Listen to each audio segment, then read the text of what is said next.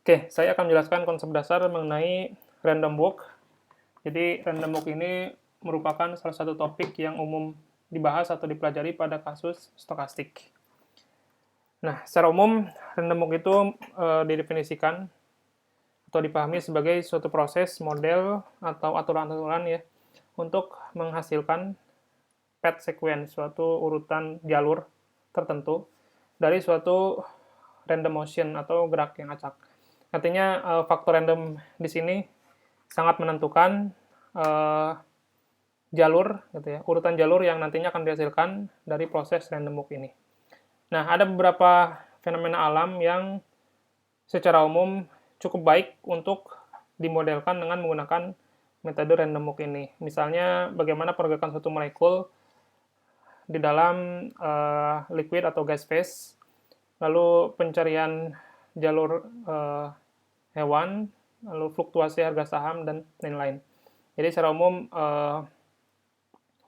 metode random walk ini terlepas metodenya yang melibatkan bilang acak, tapi ternyata cukup baik untuk digunakan pada pemodelan beberapa fenomena alam.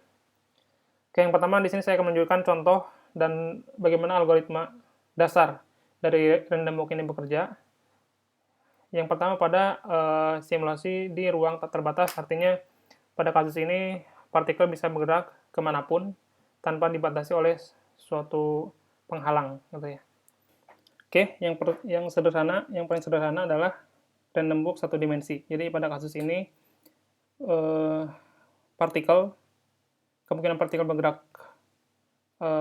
selama simulasi ada dua, yaitu ke kanan dan ke kiri. Jadi kalau kita definisikan probabilitas partikel bergerak ke kanan adalah P, maka probabilitas partikel untuk bergerak ke kiri adalah 1 min P, gitu ya. Dimana P ini bisa, dimana peluang kedua sisi bisa sama atau bisa berbeda, gitu ya. Nah, jadi di sini contoh, kalau kita gunakan peluang P 0,5, artinya peluang ke kanan dan kiri sama, maka kita bisa lihat bahwa secara umum dari beberapa kali trial, distribusi arah dari partikel relatif berimbang antara ke kanan dan kiri. Jadi ada beberapa partikel yang cenderung ke kanan, ke kiri, dan kebanyakan relatif berimbang antara pergerakan ke kanan dan ke kiri. Nah, lalu yang kedua ini masih kasus random walk satu dimensi, tapi di sini kita coba probabilitas ke kanan 0,7, artinya ke kirinya 0,3, dan kita lihat bahwa secara umum setelah kita coba beberapa kali percobaan ya atau trial, secara umum pergerakan partikel cenderung selalu bergerak ke kanan, dan ini sangat make sense karena probabilitas ke kanan lebih besar dibandingkan probabilitas partikel bergerak ke kiri. Nah, sekarang kita lihat yang dua dimensi, 4 arah. Jadi ini yang cukup sederhana ya. Jadi di kasus ini sebenarnya kita cukup definisikan probabilitas ke kanan, ke kiri, atas, bawah, gitu ya. Dan kalau untuk kasus yang homogen, maka probabilitas ke masing-masing arah ini sama, yaitu 0,25. Kalau kita asumsikan total probabilitasnya 1, gitu ya. Jadi sangat sederhana. Sehingga nanti pada saat kita membangkitkan bilangan acak, gitu ya, kita bisa membangkitkan bilangan acak dengan rentang 0 sampai 1, lalu kita lihat dia masuk rentang yang mana. Jadi kalau saya analogikan, jadi kalau kita punya suatu rentang probabilitas, oke, kalau kita punya suatu rentang probabilitas antara 0 dan 1, gitu ya, lalu kita bagi 4 area. Nah, kita bismilkan misalnya ini probabilitas, anggap ini rangnya sama ya, jadi ini 0,25, ini 0,50, ini 0,75. Maka ini misalnya area di mana probabilitas partikel bergerak ke kanan, gitu ya, misalnya ke bawah, ke kiri, dan ke atas, gitu ya.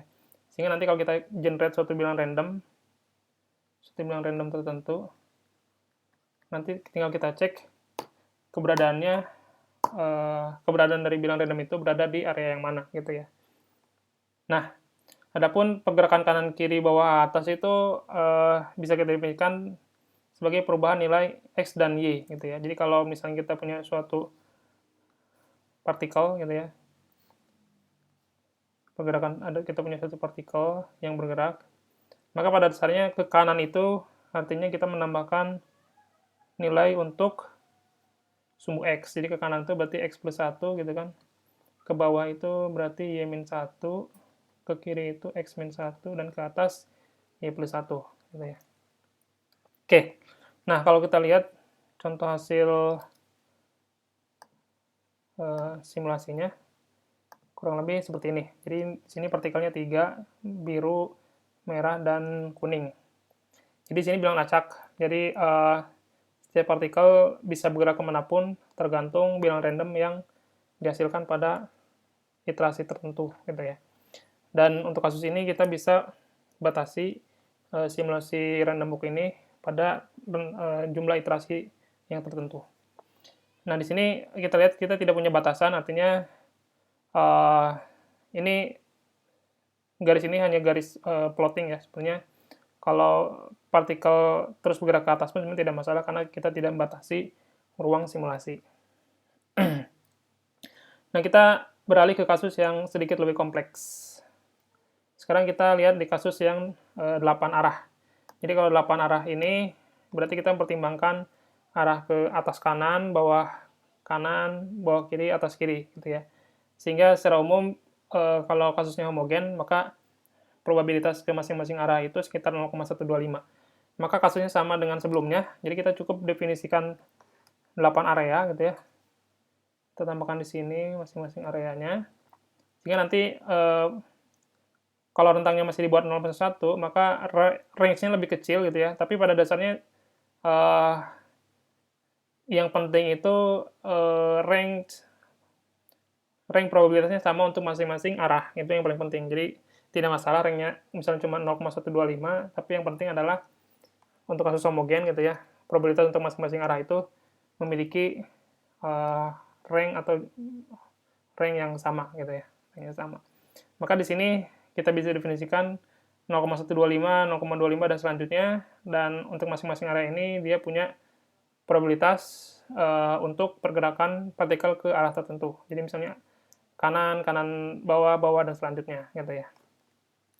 Sehingga ini sedikit lebih kompleks gitu ya, sedikit lebih kompleks.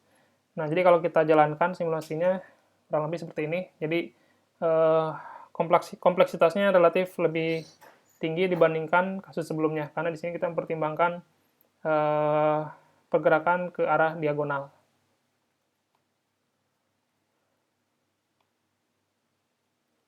Oke, nah selanjutnya sebenarnya kita lihat ke 3 dimensi, tapi sebelumnya ingin mengenalkan bahwa sebenarnya ada kasus yang lebih kompleks dari sini, yaitu kita mempertimbangkan pergerakan dari partikel dengan unit yang berbeda. Jadi misalnya selain kita mempertimbangkan bilang acak untuk arah pergerakan partikel, tapi kita bisa juga mempertimbangkan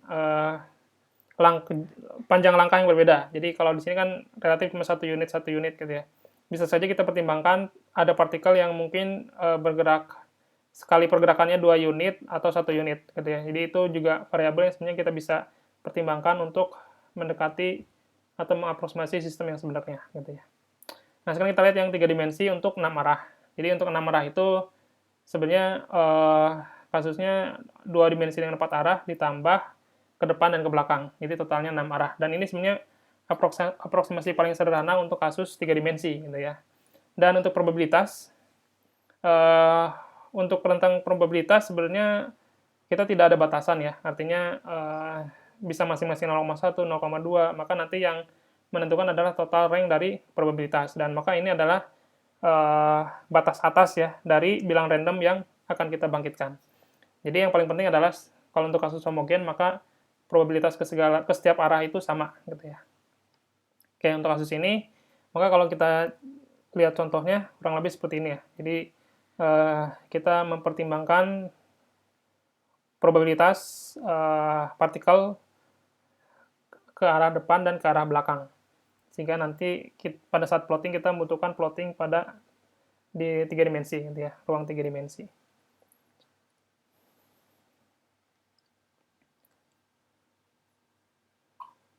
Oke, ini masih berjalan ya, kurang lebih seperti ini. untuk kasus random walk 3 dimensi 6 arah. Jadi kalau secara pergerakan masih jauh dari aproksimasi pergerakan natural ya.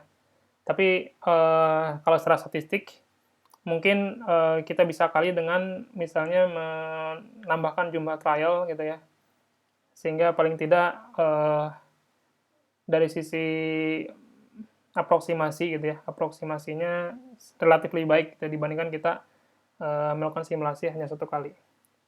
Nah, ini yang lebih kompleks lagi gitu ya. Jadi kita mempertimbangkan 24 arah. Jadi di tiap dimensinya kita mempertimbangkan 8 arah dikali 3. Jadi artinya nanti di sumbu X, Y, dan Z masing-masing mempertimbangkan 8 arah. Sehingga totalnya 24 arah. Nah, kalau udah kasus ini, maka sebenarnya tekniknya bisa macam-macam ya. Jadi bisa saja kita definisikan misalnya tiap arah itu misalnya 0,1 gitu ya, sehingga nanti totalnya kita punya 0,24 ya, 0,1-0,4. Jadi masing-masing arah itu probabilitasnya 0,1. Atau yang kedua, kita bisa pertimbangkan bahwa probabilitas berlaku untuk sumbu X, Y, dan Z gitu ya. Dimana kita tahu bahwa kemungkinan perubahan nilai dari masing-masing sumbu itu 3 ya, secara sederhana 3, berkurang, tetap, atau bertambah gitu ya. Begitupun Y dan Z. Jika nanti kita definisikan misalnya masing-masing perubahan ini probabilitasnya 0,3 misal gitu ya, sehingga nanti total probabilitas itu 0,9, sehingga nanti bilangan random kita bangkitkan antara 0 sampai 0,9, sehingga nanti kita bangkitkan bilangan random 3 kali untuk X, Y, dan Z, sehingga nanti dari masing-masing bilangan random kita bisa mendapatkan perubahan nilai X, Y, dan Z, dan nanti pergerakan total adalah kombinasi dari perubahan nilai X, Y, dan Z ini gitu ya. Oke, nah sekarang coba kita lihat simulasi untuk 24 arah gitu ya, dari 3 dimensi ini.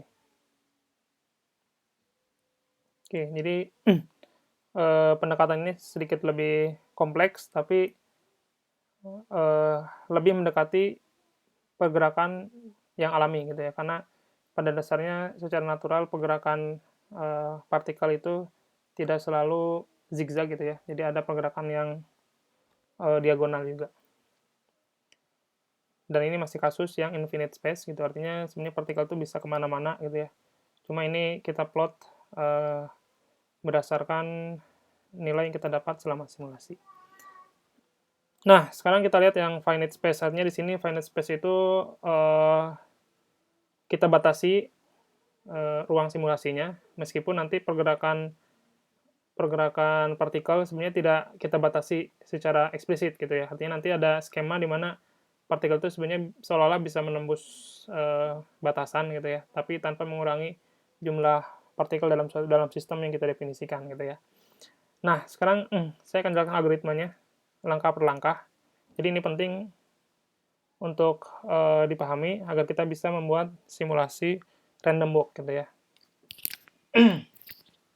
Nah, pertama kita definisikan ukuran ruang simulasi, X dan Y-nya gitu ya. Jadi sebenarnya ukuran ruang ini sangat berkaitan dengan nilai X minimum dan maksimum, begitupun juga Y minimum dan Y maksimum, sehingga nanti baik inisialisasi posisi awal maupun update posisi akan sangat perhatikan ukuran dari ruang simulasi ini. Jadi secara umum nanti kita definisikan X minimum, X maksimum, Y minimum, Y maksimum, lalu berapa rank atau ukuran dari X dan Y, gitu ya. Oke. Nah, selanjutnya, setelah kita definisikan ruang simulasi, kita definisikan posisi awal, gitu ya. Nah, jadi di sini kita definisikan pertama jumlah partikelnya berapa yang akan kita pertimbangkan, gitu ya. Dan pada dasarnya makin banyak partikel, maka perhitungan akan semakin banyak sebenarnya, gitu ya. Tapi untuk suatu kasus yang kompleks, kadang kita memerlukan jumlah partikel yang cukup untuk bisa merepresentasikan sistem tersebut gitu ya. Oke, jadi kita iterasi untuk semua partikel gitu ya. For i 1 sampai sebanyak jumlah partikel, kita inisiasi karena ini kasusnya 2 dimensi ya. Kita inisiasi posisi x dan y-nya gitu ya. Jadi x posisi untuk partikel ke i dan y posisi y untuk partikel ke i, di mana masing-masing nilainya itu berada di rentang untuk x itu x minimum sampai x maksimum, dan untuk y minimum dan y maksimum gitu ya. Nah, sebenarnya nanti di sini yang penting adalah mendefinisikan atau bagaimana perencanaan kita untuk menyimpan informasi ini gitu ya. Jadi ini penting ya, karena nantinya kita harus bisa memastikan bahwa informasi posisi itu bisa kita simpan dan kita bisa panggil pada saat akan merepresentasikannya, misalnya ke dalam suatu plot gambar atau video simulasi. Jadi yang paling sederhana kita bisa definisikan sebagai suatu list gitu ya. Yang paling sederhana ya list. Jadi nanti list ini akan memuat posisi masing-masing partikel tiap waktu. Jadi misalnya kita buat list dalam list gitu ya. Jadi ini list yang pertama. Ini adalah iterasi ke-1 gitu ya. Iterasi 1, lalu list koma, list yang kedua gitu ya. Iterasi kedua dan selanjutnya. Kalau kita ingin menyimpan posisi tiap waktu, biar nanti kita bisa buat video simulasinya. Nah, di sini kita simpan posisi XY dalam bentuk tuple, yang paling gampang tuple, biar statik ya. Jadi misalnya ini partikel pertama ya. Partikel pertama ini X-nya berapa gitu ya. X1, Y1, partikel kedua, dan selanjutnya. Sehingga nanti kita harus perhatikan bagaimana kita memanggil koordinat ini. Gitu ya. Jadi pada dasarnya di list terluar, lalu list satu step di dalamnya gitu ya, itu list yang berisi informasi posisi tiap iterasi, lalu ke dalam sekali lagi, maka ini adalah posisi untuk partikel kesekian gitu ya. Jadi ini salah satu teknik yang kita bisa gunakan untuk menyimpan informasi mengenai posisi. Tapi bisa juga misalnya kita kalau di Python misalnya pakai data frame, bisa juga gitu ya. Jadi kita simpan misalnya X dan Y dalam bentuk data frame, sehingga nanti secara representasi informasinya lebih mudah terbaca sebenarnya gitu ya. Ya, tapi apapun itu, intinya kita harus bisa mendefinisikan secara acak ya, ini secara random posisi X dan Y untuk masing-masing partikel. Dan jangan lupa untuk mendefinisikan posisi tersebut pada rentang yang kita definisikan sebelumnya di sini ya. Di sini kita definisikan X minimum, X maksimum, Y minimum, Y maksimum. Kita gunakan untuk mengenerate posisi X dan Y untuk masing-masing partikel. Oke, nah selanjutnya setelah kita definisikan box-nya ya, simulation space, lalu kita definisikan posisi masing-masing partikel, selanjutnya kita update posisi, dan ini diulang-ulang. Ini iterasinya di sini.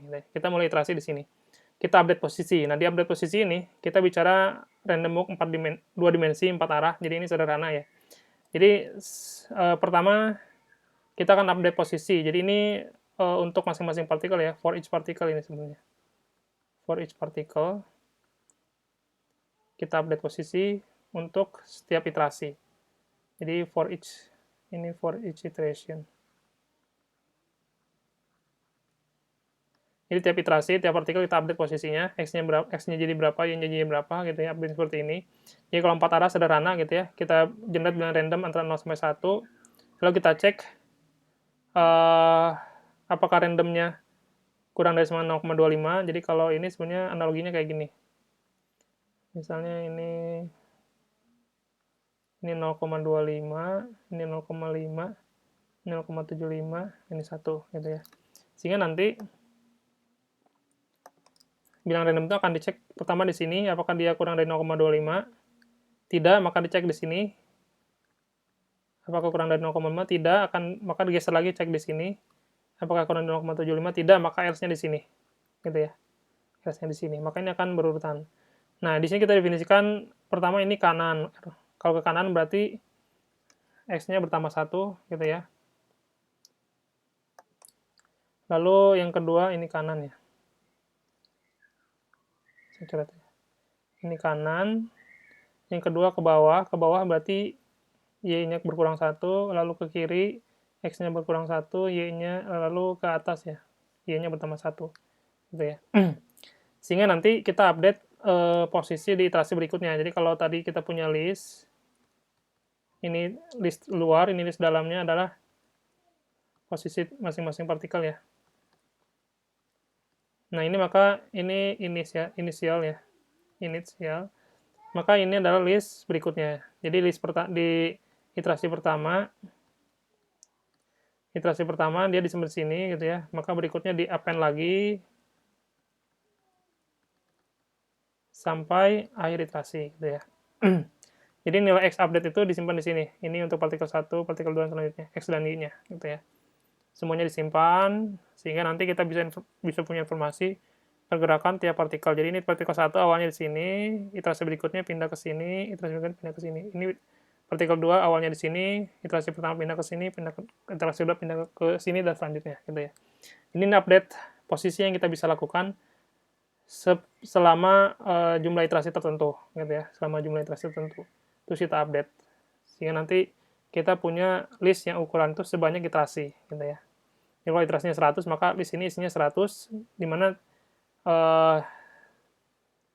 tiap list di dalamnya itu memuat koordinat ya, posisi dari sejumlah partikel gitu ya, sejumlah partikel kita definisikan. Nah, tapi saat iterasi ini gitu ya, sebelum disimpan di sini gitu ya, itu kita harus koreksi dulu gitu ya. Pakai namanya PBC, Periodic Boundary Condition. Jadi setelah dihitung di situ jangan langsung dimasukin ke sini sebenarnya gitu ya, tapi harus dicek dulu, dikoreksi dulu. Maksudnya apa gitu ya? Jadi maksudnya pada saat X-nya sudah di ujung gitu ya, lalu dia berdasarkan misalnya probabilitas tertentu dia pindah ke kanan, maka kalau kita tidak koreksi dengan PBC, maka dia akan hilang dari box atau space yang kita definisikan gitu ya. Maka kita gunakan PBC untuk memastikan bahwa jumlah partikel yang terlibat itu konstan. Maka PBC itu sederhana gitu ya. Jadi kalau dia ke kanan, maka seolah-olah dia tembus dan muncul di sebelah kirinya. Itu PBC. Begitupun kalau ke bawah, maka dia akan tembus seolah-olah dia muncul dari atasnya. Atau kebalikannya gitu ya. Dia pindah ke atas, muncul dari bawah, dia pindah ke kiri, muncul dari kanan. Jadi pada dasarnya PBC itu dia memastikan bahwa jumlah partikel yang terlibat itu konstan. Nah, maka ini koreksi yang kita lakukan gitu ya. Jadi kalau X, misalnya ini 1, 2, 3, 4, 5 gitu ya. Kalau selanjutnya ada 51 sama dengan 6, maka kita cek di sini. Jadi kalau X max-nya ini 5 ya, ini X max. Nah, karena 6 lebih besar dari 5, maka X selanjutnya adalah 6 min 51, jadi ada di sini. Ya, begitupun yang ke kiri ya. Jadi kalau dia ke kiri, maka jadinya minus 1, karena dia kurang dari X min-nya 0 ya, 0 X min. Maka dikoreksi jadi min 1 plus X rank-nya 5 gitu ya. Jadi 4, jadi dia munculnya di arah kanan di sini. Begitupun untuk Y gitu ya. Jadi PBC itu idenya seperti itu. Jadi bagaimana sistem itu seolah-olah masih bisa bergerak ke segala arah tanpa kita atau tanpa mengubah jumlah partikel yang ada di dalam sistem yang jadi fokus kita gitu ya. Oke, nah baru setelah dikoreksi ini kita masuk ke dalam list. Jadi harusnya masukkan ke listnya di sini gitu ya. Kita punya list, ini initial condition gitu ya. Initial condition, sorry.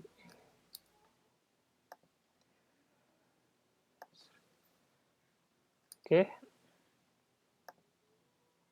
Oke, ini initial condition, lalu ini iterasi pertama gitu ya. Ini iterasi kedua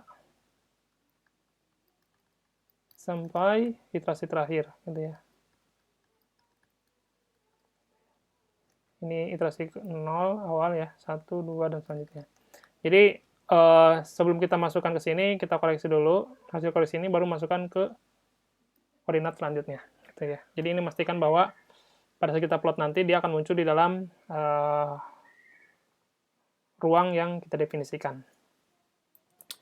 Oke, nah maka secara umum ini pseudocode yang bisa kita gunakan untuk membuat simulasi random walk 2 dimensi 4 arah gitu ya. Jadi yang pertama kita definisikan jumlah partikelnya berapa gitu ya. Lalu iterasinya berapa. Jadi ini inisialisasinya skalar ya, satu nilai.